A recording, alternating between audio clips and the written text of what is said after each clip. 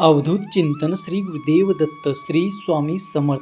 स्वामी प्रत्यक्षात तुमच्यापर्यंत पोचू शकत नसले तरी अप्रत्यक्षरित्या या संदेशामार्फत दररोज स्वामी तुम्हाला मार्गदर्शन करत असतात.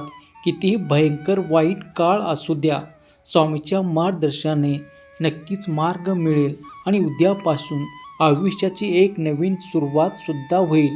चला तर मग शांतपैकी खालीलपैकी एका मूर्तीला स्पर्श करा आणि बघा स्वामी आज तुम्हाला काय सांगत आहे खास तुमच्यासाठी. स्वामी संदेश. माझ्या प्रिय स्वामी भक्तांनो, अंतःकरणाने काही गोष्टी सांगत आहे.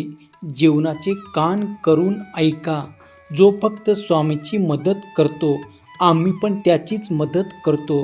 तुमच्याकडे बुद्धी आहे, ताकद आहे, स्मरणशक्ती आहे. स्वतःला सिद्ध करण्यासाठी जिथे लागते ते सर्वांनी तुला दिलं आहे. त्याचा उपयोग करूनही जर यश नाही आलं तर आम्ही कायम तुझ्या सोबत असू. परंतु तोपर्यंत हार मानायचे नाही. फक्त एक गोष्ट लक्षात ठेवा, जर वारा हवामानाची दिशा बदलू शकतो तर मनापासून केलेली प्रार्थनासुद्धा तुमचं नशीब बदलू शकते. तुमची प्रार्थना कधीच वाया जात नाही, पण तुम्ही लोक योग्य वेळेची वाट पाहत नाही. त्यामुळे ज्या गोष्टी मिळणार होत्या त्याही तुम्हाला मिळत नाही. जर एखाद्याला आमचा अनुभव नाही झाला तर हे खास त्याच्यासाठी. कोण म्हणतं मी दर्शन देत नाही, स्वामी सुतासारखं हाट तू तर करून बघ. कोण म्हणतं आम्ही दिसत नाही, एकदा तुझ्या अंतर्दृष्टीने आम्हाला पाहून तर बघ. कोण म्हणतं मी धावून येत नाही, एकदा आतुरतेने हाक मारून तर बघ. कोण म्हणतं आम्ही कृपा करत नाही, अरे तू बाळापासारखी भक्ती करून तर बघ. मी भक्ताच्या हाकेच्या आधी तयार असतो, पण त्याचा विश्वास आहे की मी त्याच्या हाकेला धावून येतो. त्यामुळे मी तुमच्या हाकेची वाट पाहत आहे. विश्वास ठेवा, समोर उभा असलेल्या संकटापेक्षा तुमच्या पाठीशी उभी असलेली शक्ती मोठी आहे. त्या शक्तीने समस्येचे उत्तर कधीच तयार केले आहे. तुम्ही मात्र मुखात आकण नाम घेत फक्त प्रामाणिक प्रयत्न करायचे आहेत. जे आपल्या नशिबात असतं ते आपल्याला मिळतं. त्यामुळे जास्त काळजी करत बसायचं नाही. जे होईल ते चांगलंच होईल. मनापासून इतरांचं भलं व्हावं ही इच्छा जरी मनात आणलं तरी सुख तुमच्या घरी पाणी भरतं. तेवढी ताकद विचारामध्ये असते. त्यामुळे विचार बदला, आयुष्य बदलेल. नारळाचं मजबूत कवच फोडल्याशिवाय आतमधील अमृताचा स्वाद घेता येत नाही. त्याचप्रमाणे प्रगतीच्या वाटेवर येणाऱ्या संकटावर मात केल्याशिवाय यशाचा आस्वाद घेणं शक्यच नाही. संकट म्हणजे अपयश नाही तर यशाचीच एक पायरी असते. तुम्हाला स्वतःवर विश्वास ठेवावा लागेल. तुम्ही यशस्वी आणि श्रीमंत बनू शकता. खूप लोकांच्या मनात भीती असते की अपयश येणं, त्यामुळे आत्मविश्वास कमजोर पडतो आणि एक दिवसाचं काम करण्यासाठी 10 दिवस जातात. समजा एखादा बाळ पडण्याच्या भीतीमुळे जर चालणारच नाही तर तो कधी पळू शकेल का? त्यामुळे मनातील भीती काढून टाका. अर्ध काम तेथेच पूर्ण होईल. लक्षात ठेवा, आम्हाला बुद्धीचा वापर जास्त करणाऱ्या लोकांपेक्षा मनाचा वापर करणारे लोक जास्त आवडतात. कारण बुद्धीचा वापर करणारे लोक आधी स्वतःचा विचार करतात, पण मनाचा वापर करणारे लोक सर्वात आधी दुसऱ्याचा विचार करतात.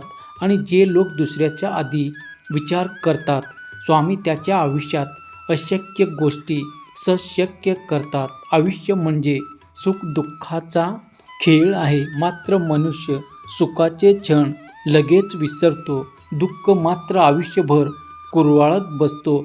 यशाच्या शिखरावर चढताना अपयशाची एखादी पायरी येणारच, पण याचा अर्थ त्याच्या पायरीवर रेंगाळत बसायचं असं होत नाही. आयुष्यात प्रॉब्लेम आले तर ते आयुष्याचा एक भाग आहे असं समजून पुन्हा नव्याने प्रयत्न करत जायचं, कारण अपयशाच्या पाठोपाठ यश तुम्हाला नव्याने गवासणी घालण्यासाठी सज्ज झालेलं असतं. सुखाच्या मागे कधीच धावायचं नसतं. सुख म्हणजे नक्की काय असतं? पुण्य असेल तर ते घर बसल्या मिळतं. देव कधीच कोणाचं नशीब लिहित नाही. आयुष्यातल्या प्रत्येक वळणावर आपले विचार, आपले व्यवहार आणि आपले कर्मच आपलं नशीब लिहित असतात. हातोड्याचे घाव दगडाला कधीच खंत वाटत नाही, कारण त्यानंतर प्राप्त होणाऱ्या दैवत्वपणामुळे येणाऱ्या कित्येक युगापर्यंत सारं जग त्याच्या समोर नतमस्तक होणार असतं. आज जरी आयुष्यात संकट, प्रॉब्लेम असेल तर उद्या येणारा काळसुद्धा सुवर्णकाळ असे हे लक्षात ठेवा. त्यामुळे प्रॉब्लेम कधी संपणार याची वाट बघू नका. त्या प्रॉब्लेमचा सामना करा. त्यानंतर सारं जग तुमच्या समोर नतमस्तक होईल. अवधूत चिंतन श्री गुरुदेव दत्त श्री स्वामी समर्थ. जर तुमच्या या शक्तीवर विश्वास असेल तर आत्ताच आपल्या चॅनलला सबस्क्राईब करा आणि एक लाईक करायला विसरू नका. लक्षात ठेवा, तुमचं एक लाईक प्रेरणा देतो आणखीन स्वामी संदेश बनवण्यासाठी. जर तुम्ही या स्वामी मूर्तीला स्पर्श केला असेल तर पाहूया स्वामी आज तुम्हाला कोणता मार्गदर्शन करत आहे. माझ्या प्रिय स्वामी भक्तांनो, पुढील 2 मिनिटे हे संदेश डोळे बंद करून शांतपणे ऐका. हे 2 मिनिटाचा संदेश नक्कीच तुमच्या आयुष्यात परिवर्तन आणू शकतो. बाळांनो, विश्वास ठेवा, तुमच्यासाठी माझी योजना सर्वोत्तम असते. कधी कधी प्रसंग कठीण असतात, तेव्हा वाटतं की तुम्हाला स्वामी मदतीला येत नाही, पण तेव्हासुद्धा मी तुमच्यासाठीच काहीतरी करत असतो. सगळं चांगलं होणार आहे हे मनात धरून चला. बाकी सगळं आम्ही पाहून घेतो. विश्वास असला की अशक्य गोष्टीसुद्धा शक्य होतात.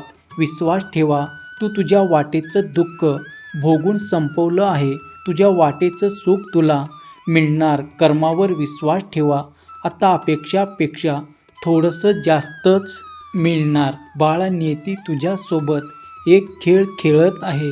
मला ठाऊक आहे, तुझ्या मनात वाईट विचार येत आहे. तुझी मनस्थिती नीट नाही. काय करू, कसं करू असं होत आहे. माझं नामस्मरण कर, मार्ग मिळेल. आणि संकटाचं म्हणशील तर संकटच तुला येतच राहणार. त्यातून तर कोणीही सुटत नाही.